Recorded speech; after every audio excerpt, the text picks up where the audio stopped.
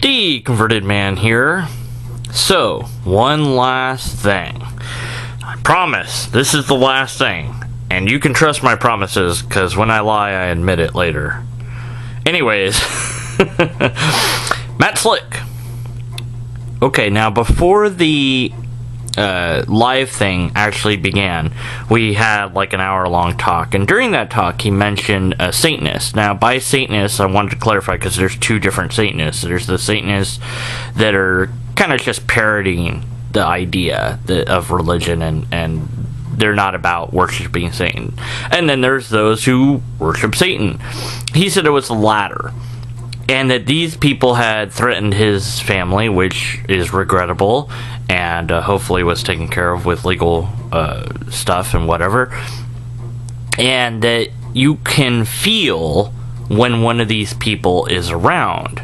Like, you can sense it. That when you walk in a room and a person like this is in that room, you'll get chills down your spine. And even, supposedly, an atheist that he knew felt it and said, "Whoa, what was that?" And he was like, "That's one of them." So, here is the test that we can run.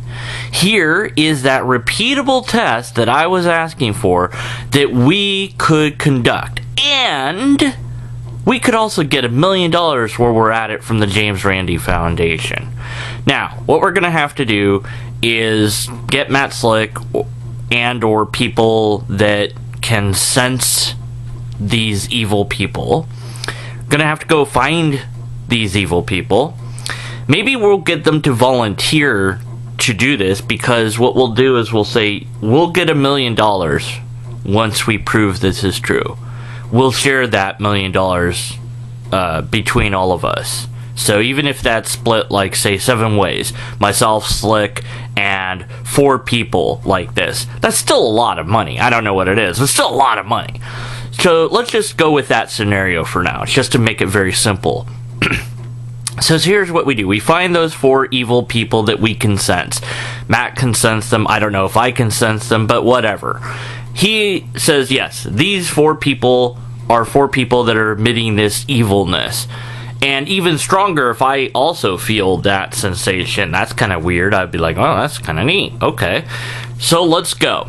So what we do is we get James Randi Foundation involved, and we say, okay, this is what we can do. We're going to detect the evilness of these people. And if we're successful in doing that, we've done something that's beyond scientific understanding, and you owe us $1 million, and we'll distribute that between the 7 of us, or you can distribute that between the 7 of us. That way, we're all kept honest here. Okay, sign these forms, agree to the terms, blah, blah, blah, blah, blah. Now, I don't know how the test would be set up from his point or from their point, but I'm going to set it up just to give an example of what it would probably look like. Let's just go with the 4 people. So we would have, let's say, 14 rooms. And the controllers, the people running the test, pick 4 of those rooms that we don't know about. We're somewhere else. We're in a different area. And they put those people in the rooms. Now, so that we don't have walls, and so that there isn't some sort of thing where it's like, oh, I can't sense them because they're behind a wall or something. We'll put a very thick curtain, or we'll have them sit in a chair, and the room will be empty except for the chair. Here's how it will work. We will come in, the controller, a different controller that isn't the first one. So we'll have like 2 controllers. One that places the people in the room and sits them down and has them remain seated. That's one controller. The other controller will come and get us and lead us to the door of each room. They will put noise cancellation earphones on us and a blindfold. So that we can't see, we can't hear, and maybe even like a nose clip so we can't smell. Be led into the room by the second controller. I'll tell you why the second controller is important in a moment.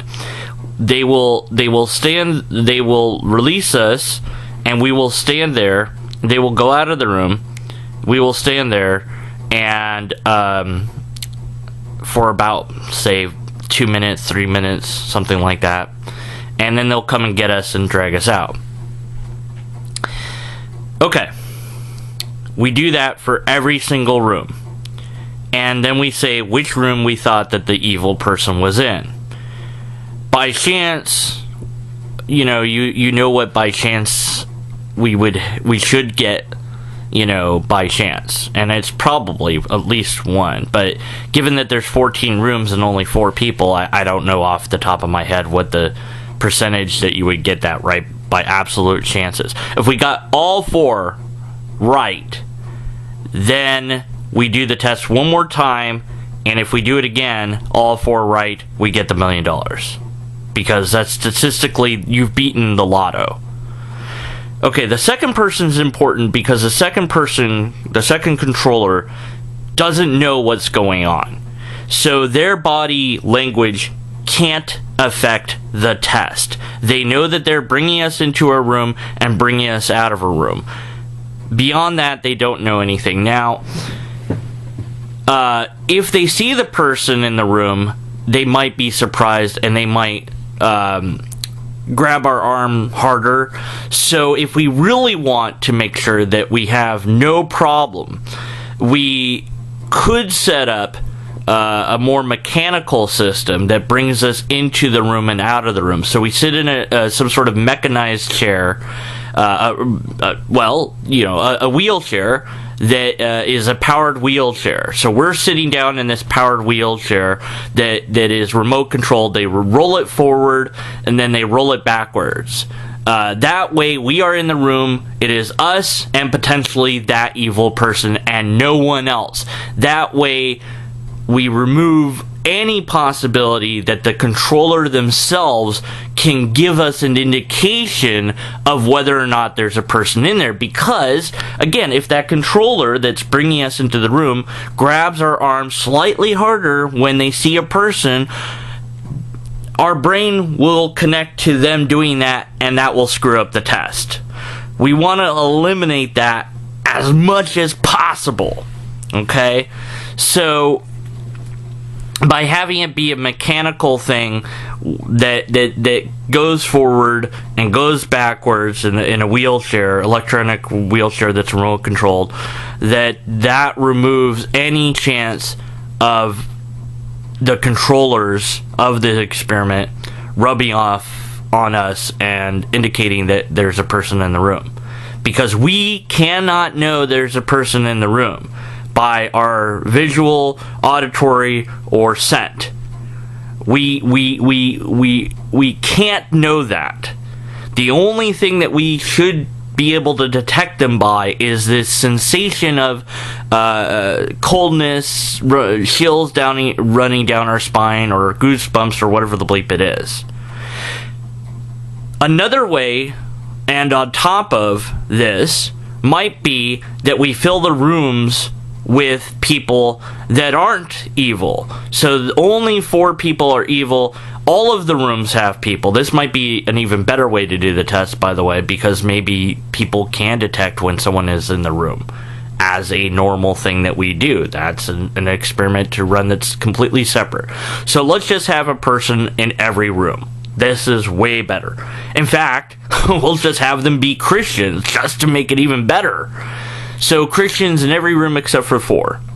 Man, I just made this experiment way better. I still want the wheelchair thing just to make sure, but at any rate, comes in, goes out, goes in, goes out, all 14 rooms. We go room 1, yes or no. Room 2, yes or no. If both of us, because he said an atheist can do this too, if both of us identify all 4 rooms twice in a row, they change out the rooms, they change around the people.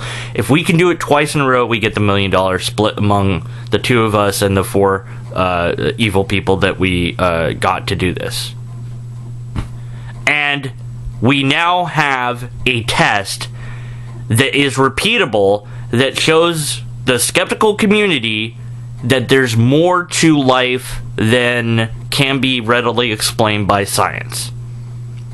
Okay, Matt Slick, the ball's in your court.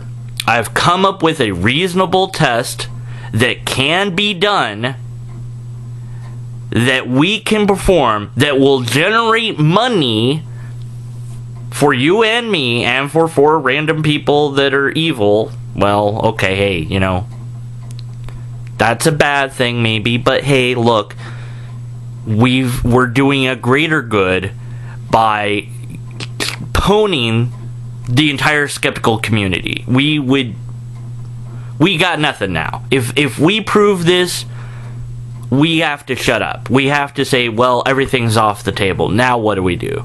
We would be thrown in a complete and utter chaos at that point. And for me personally, I will be like, okay, I gotta do something about this. This will make me have to reevaluate everything. So you have the high potential of getting at least one new convert into Christianity if this test is successful. So there you go, Matt Slick. One of the 3 things that I subjectively required, a repeatable test, can, by your own words, be done. Let's set it up. The ball's in your court.